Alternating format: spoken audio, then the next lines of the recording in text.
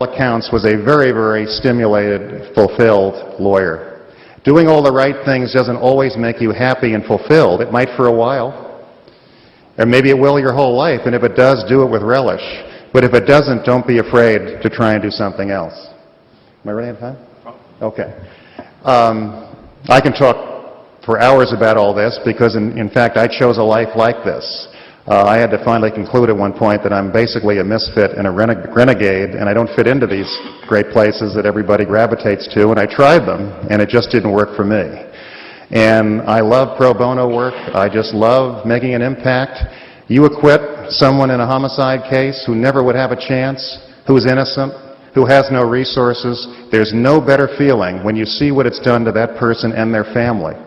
And even if you represent someone that looks guilty, to make the system work and make these arrogant prosecutors not abuse the law, not abuse the facts, and not take advantage of people who appear defenseless is a wonderful feeling. And I'm not saying all prosecutors are like that. We obviously have one of our finest here, but some are. Some are. Okay? And police abuse their responsibilities and their power too, and exposing them and making this system the best system in the world is a very satisfying thing to do. Finally, on trial tactics, we are taught traditions as trial lawyers. They are passed on from generation to generation. And most trial lawyers don't have either the time or the interest to put them under a microscope and say to themselves, is this going to work in this case? They simply do what they were taught to do. And I'll give you an example. In my opening statement in the Michael Jackson case, I did something that is heresy to so many criminal defense lawyers. And that is that, as we all know, there's a presumption of innocence in a case.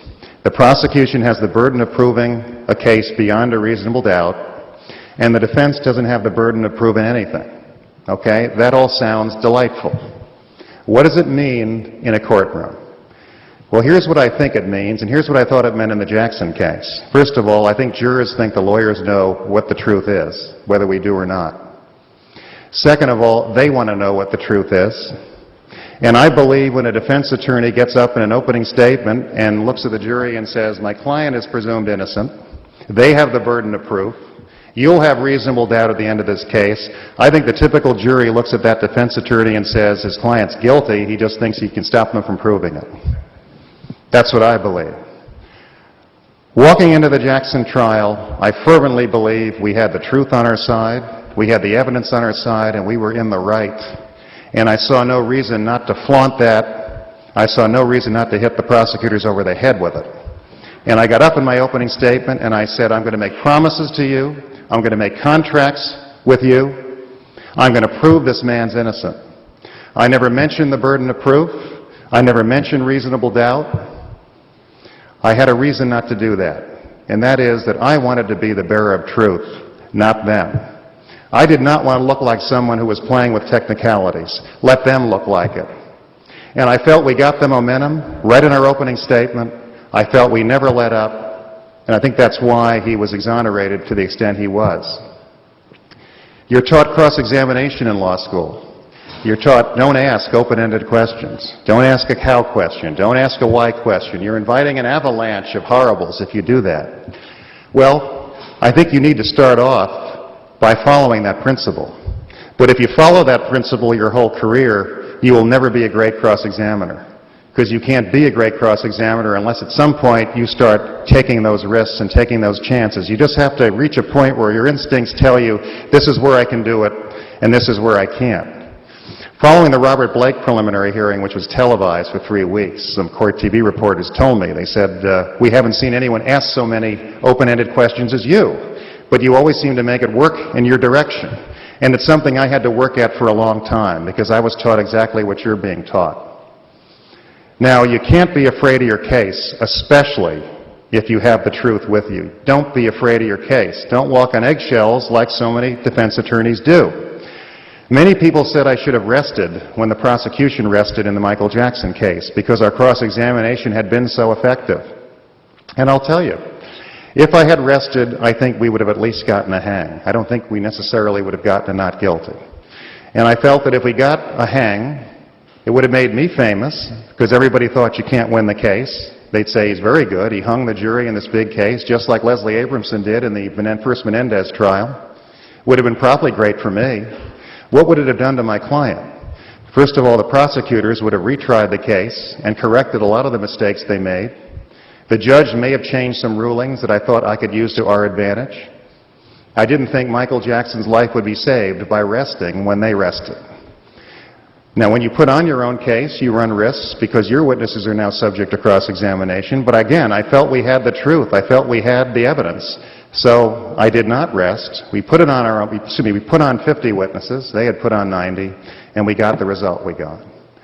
Anything you're taught at some point has to be put under a microscope. Okay, and you're taught, I remember in law school, I still can't believe this. I still can't believe anybody was teaching me this stuff. They would say, just make your points and sum them up at the end. That is insanity. People are always making up their mind, and they make up their mind quickly. And many human beings are stubborn. They cling to whatever conclusions they have reached. You've got to be selling your message from day one, and you've got to do it powerfully. Your questions have to tell your story. You can't just wait to tie it all together at the end.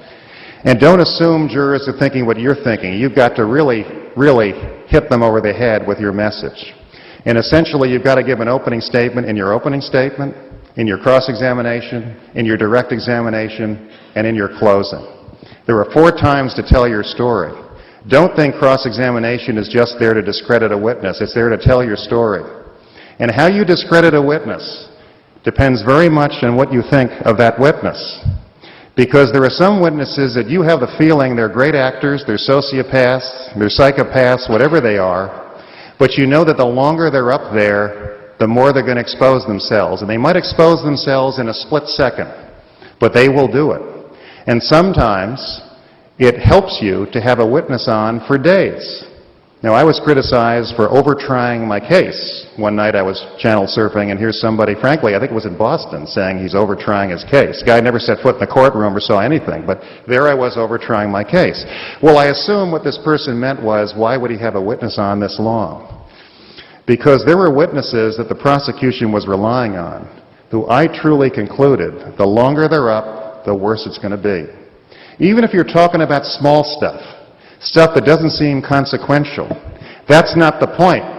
The point is, let the jury look into their heart and soul, let them see who this person is, and let them see what a liar and a fraud they are. Keep them up, keep them up, keep them up. Finally, the media. I've been attacking the media ever since the verdicts. There is no one I respect more than a professional journalist who follows a code of ethics, who has professional values.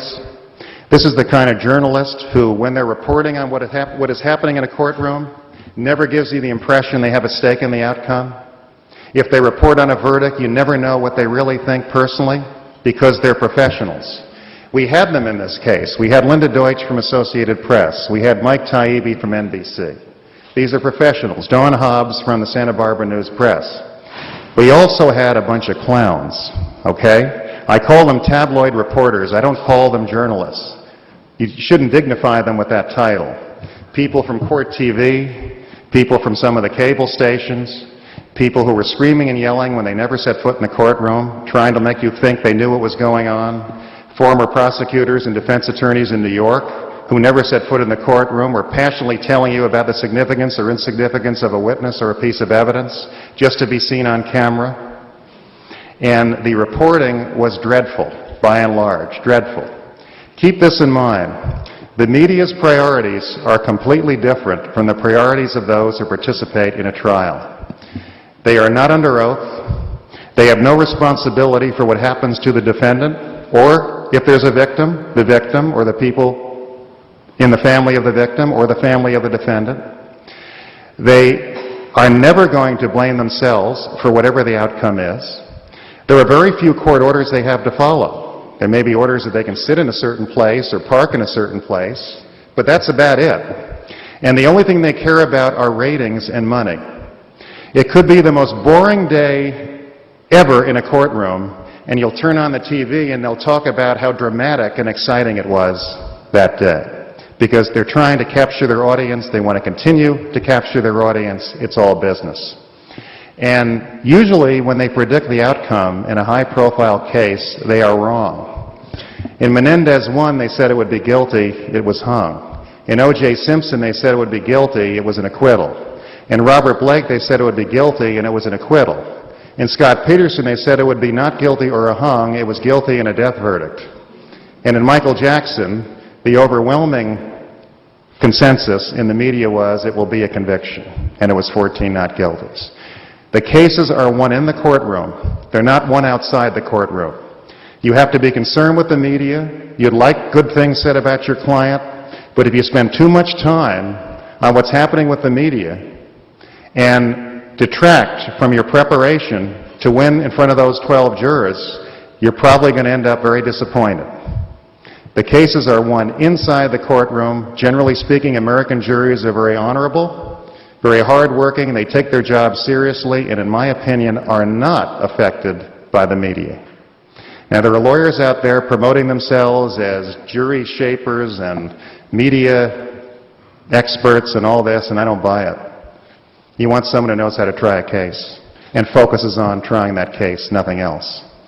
Yes, if you can get someone out there that will send your message across and try and balance some bad reporting, fine. Better to have good information about your client than bad, but don't delude yourself into thinking that wins the case. I think in the Scott Peterson trial, the defense won the battle of spin, and I think they lost the courtroom battle. You had all this fabulous reporting about how bad the prosecutors were, how great the defense was, how you had a murder case with no eyewitness, no forensics, blah, blah, blah. And it turned out to be a very powerful circumstantial case that was won in the courtroom. Now, I was not there. I can't tell you how good or bad anybody was. All I can tell you is I saw some great press reporting on what was going to happen in that case, and you saw the results. I'd rather get skewered in the press and win the trial. But I think the temptation, the lure by the media, is to think that that's where the case is being won. And it's easy for a lawyer to forget who's really most important, not the lawyer and their reputation in the media. It's the client's welfare and the verdict that's most important. I may have talked longer than I should have, but thank you very much.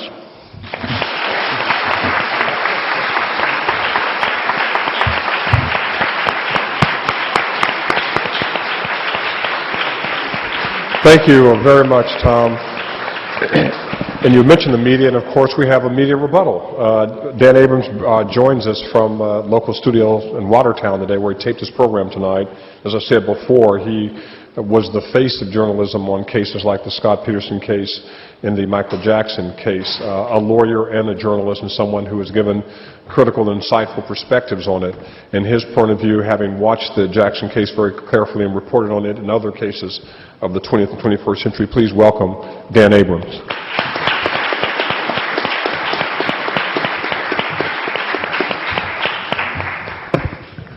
Professor, thank you for inviting me. It's an honor to be here. I thought I was going to be so short. I had like 5 minutes of things, and then Tom taxed the media, and so suddenly I've got something to talk about.